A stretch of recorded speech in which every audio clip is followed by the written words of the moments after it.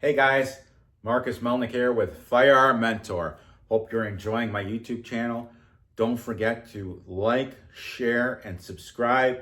These little things are free to you and really help the channel. I appreciate your support. Enjoy. Thank you. The views expressed are not those of local community broadcasting, WYML LP, or its management, volunteers, or underwriters. And welcome back to the Personal Safety Show. This is Marcus Melnick from Firearm Mentor and Stress to Logic, your host. And we are going to be talking about a couple things that have happened in the news over the last week. Sig Sauer is in a little bit of hot water, or maybe a lot of hot water. They have a Sig 320. The military version is called the M18. And it went into military service a little over 10 years ago. And while it's not very public, they have had problems with their trigger and the firearm going off in inappropriate times over and over since the beginning. This week, some news has happened. Some units within the Air Force's Air Combat Command, or ACC, have now restricted the use of the Sig Sauer M18 in the wake of a recent fatal incident. This follows the Air Force Global Strike Command's AFGSC decision to implement an indefinite command-wide pause on the M18 after the death of an airman at F.E. Warren Air Force Base in Wyoming. Sig's P320 pistol family, which includes the M18, has been hounded for years now by allegations that the pistol can fire without their triggers being pulled, something the company categorically insists is not possible. And we're going to get into the company's response. Quote, while Headquarters Air Combat Command has not directed a pause on the use of the M18 modular handgun system, some subordinate commanders have temporarily restricted use of the weapon out of an abundance of caution, an ACC spokesperson told TWZ, which is where I'm getting this article from. In those cases, it is feasible that alternative weapons could be substituted to accomplish the mission. We aren't the lead for the investigation into the incident, but our leaders are following as closely as they can and taking actions with the information as they learn more, added the spokesperson. ACC has been reached for more information about the units within their command that now have restricted use of the M18. ACC oversees the bulk of the Air Force's tactical jets, electronic warfare platforms, airborne early warning and control planes, crewed intelligence and gathering aircraft, and larger fixed-wing drones. AFGSC implemented its pause on the use of M18s the day after the death of Airman Braden Loven, a member of the 90th Security Forces Squadron at F.E. Warren on July 20th. The Air Force has so far only confirmed that the incident, which remains under investigation, involved the discharge of a firearm, of an M18, for still unclear reasons. There are still unconfirmed reports that Lovan had removed the M18, still in its holster, from his person and placed it on the table before it went off.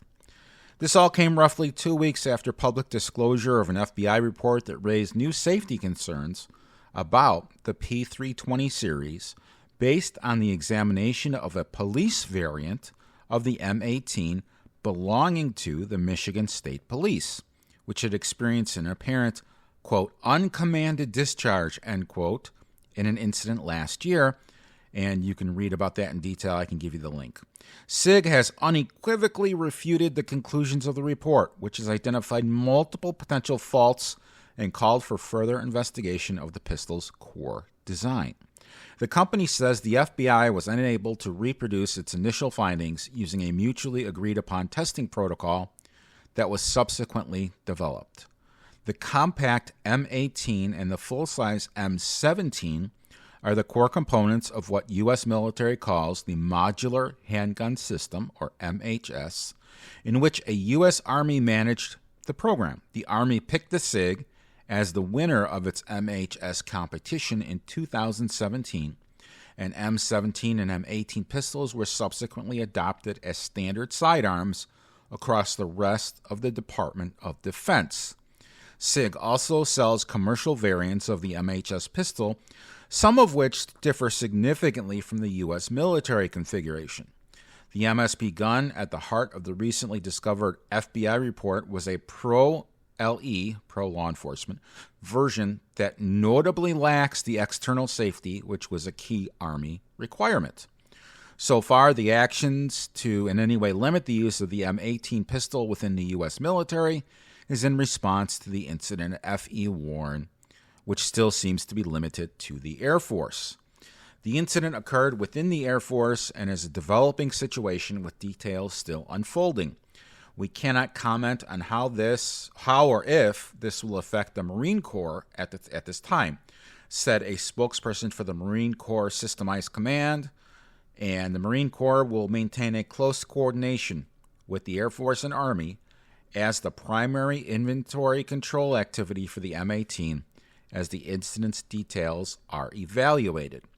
In addition, currently there is no intent to implement any changes, policy or training, regarding the continued use of the M18 in response to the FBI's report.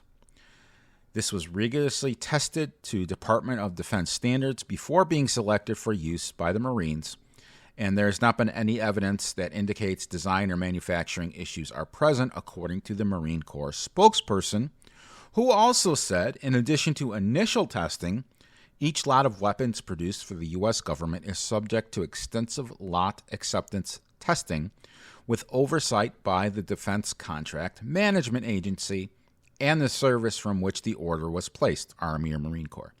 The Marine Corps will maintain a close coordination with the Army as the primary inventory control activity for the M18. Furthermore, we don't have any plans to make any modifications, and we'll continue to work with the Army, who is the PICA.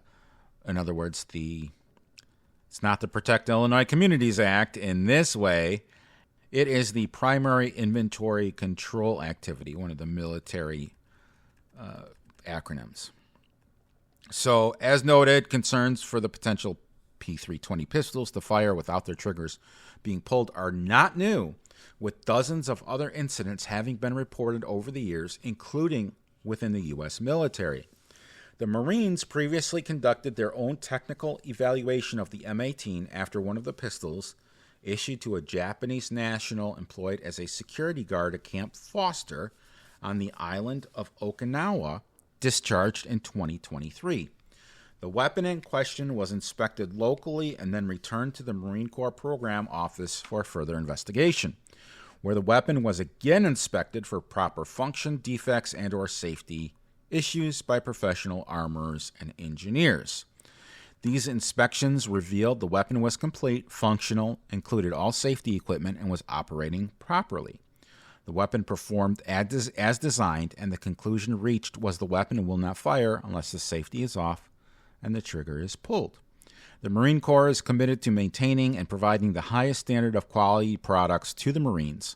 The DoD has a rigorous product quality deficiency reporting process in place to investigate any suspected or potential design or manufacturing flaws.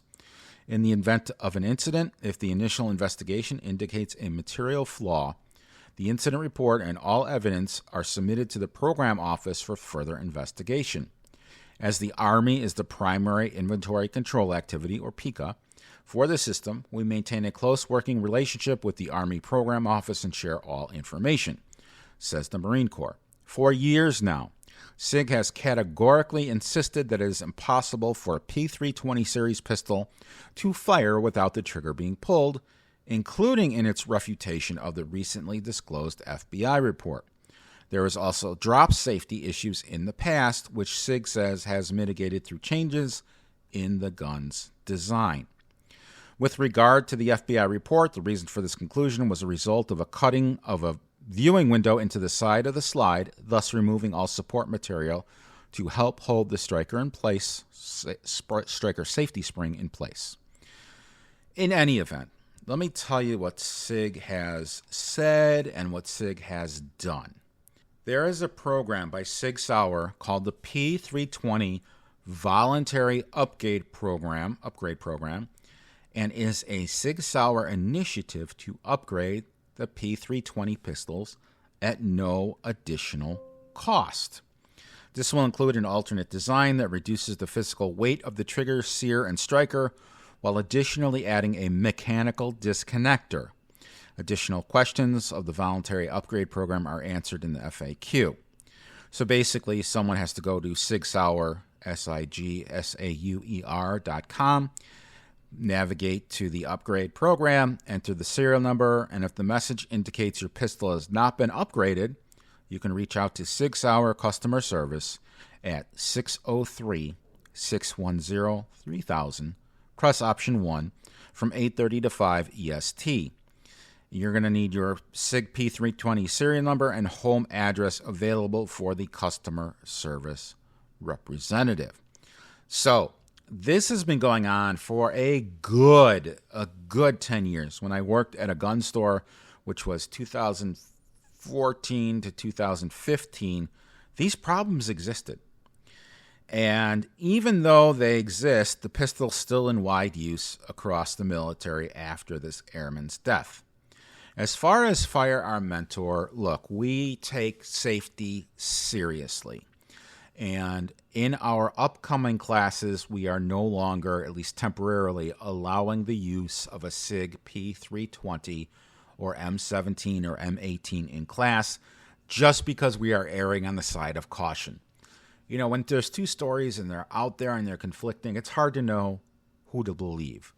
So in that case, we're going to err on the side of caution, and concealed carry classes will no longer be allowed to use a Sig 320 or any of its variants.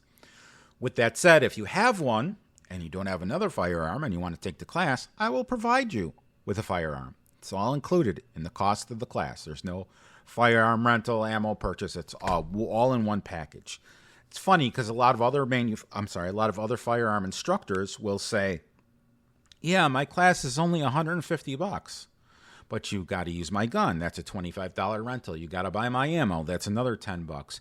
You have to purchase my glasses, my headphones. You have to buy a target. You have to pay the range fee, and it ends up being more money." It's kind of like those inexpensive airlines. I once flew, I'm not going to mention names, but I flew on some inexpensive airlines. And by the time I was done with my luggage and a snack and waiting, not only was I delayed 8 hours, but it ended up being more money than if I were to have booked on United.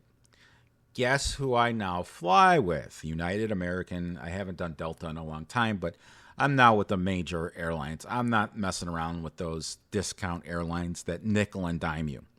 And that's the same thing that kind of happens. So if you do have a Sig 320, you're looking for a lesson on cleaning, there's no ammunition involved, so I'm happy to do a lesson on cleaning. And if you have questions on this, I can be reached at marcusmelnick.com. That is MarcusMelnick.com. That is my electronic business card. It has all of my contact information. I prefer that people, when they have questions, they contact me between 9 a.m. and 7 p.m.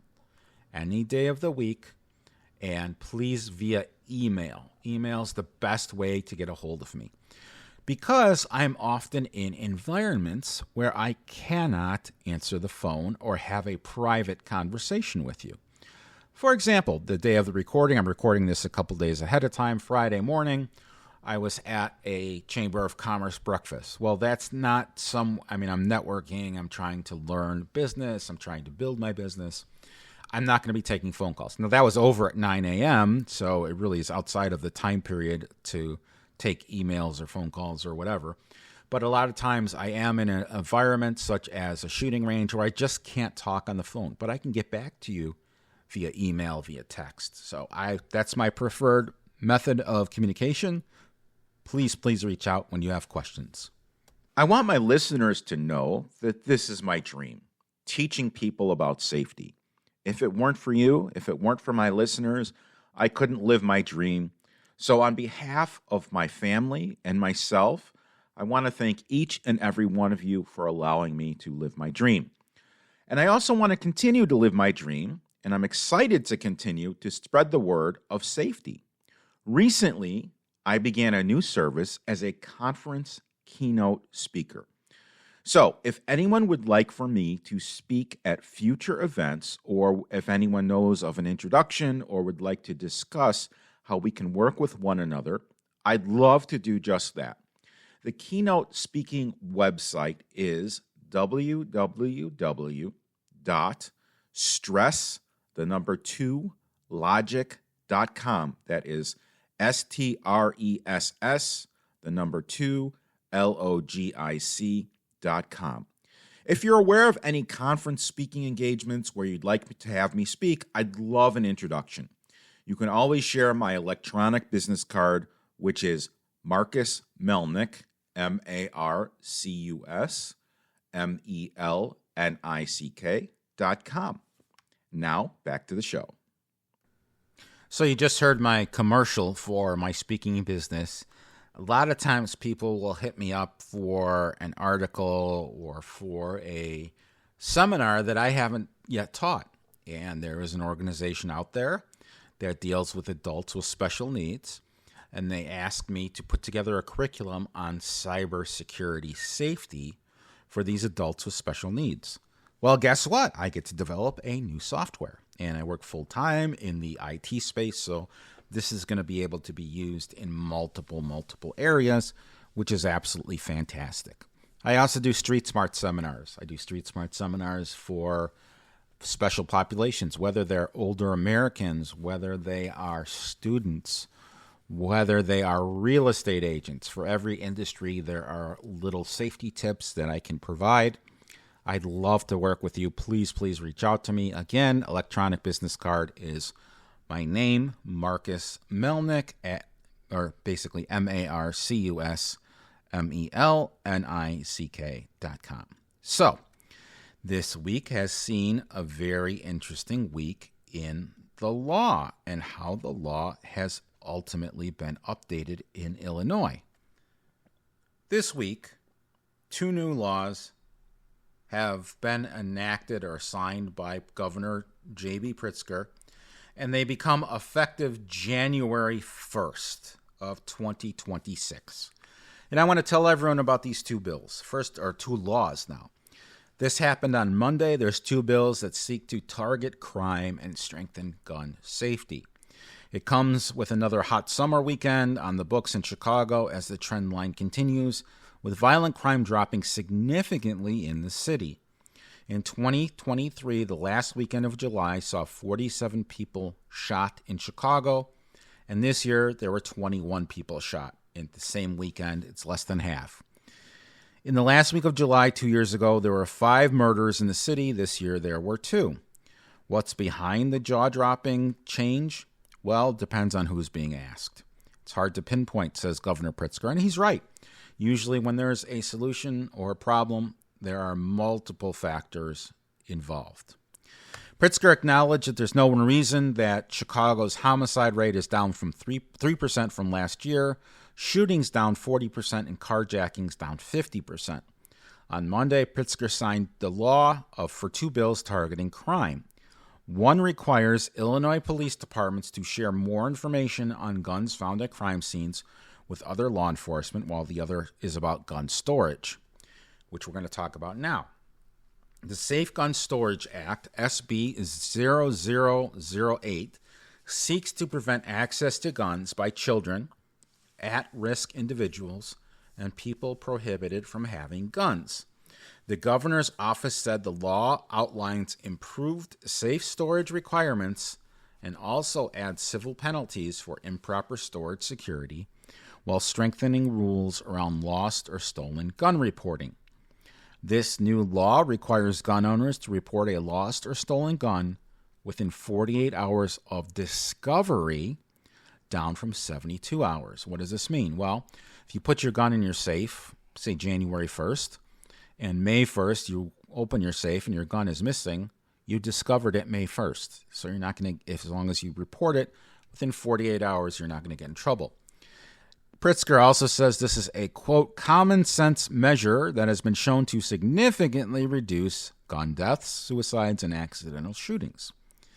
So basically, there is a $10,000 civil fine if you leave your gun out and someone uses it who should not have access to a firearm. We're talking children, disqualified people from FOID cards.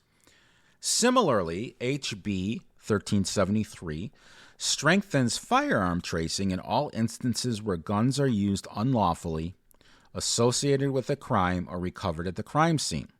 The law requires every police agency in Illinois to participate in the federal E-Trace program, which ensures consistent reporting statewide.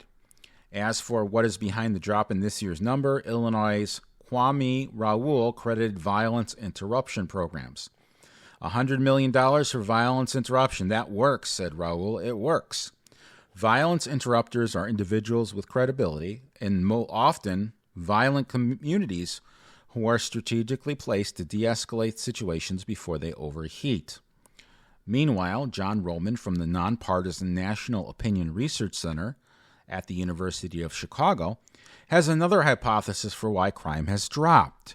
He pointed to the COVID pandemic and the number of local government employees who ended up off of the job as a result compared with the number working today. The number of local government employees across the country fell by more than 1 million in 3 months from March to May 2020, and it has been slowly coming back ever since, Roman said. And now there are actually more local government employees pre-pandemic, and the track of these increases in local government jobs exactly matches the decline in violence we see around the country. Roman credits violence interrupters funded with fresh corporate dollars and more data-driven police work, which is paying off with drops happening faster than anyone forecasted. I mean, crime decline has been so rapid it's hard to imagine it continues at this pace, said Roman. The decline is being seen across the country, but Chicago is leading the pack. Many elected officials are taking credit for the drops, and Roman said at this point those officials can take any credit they want as long as the drop in crime continues. Meanwhile, no action was taken on another bill, which was SB 1899, making it easier for the state's lowest level gun offenders to obtain FOID cards.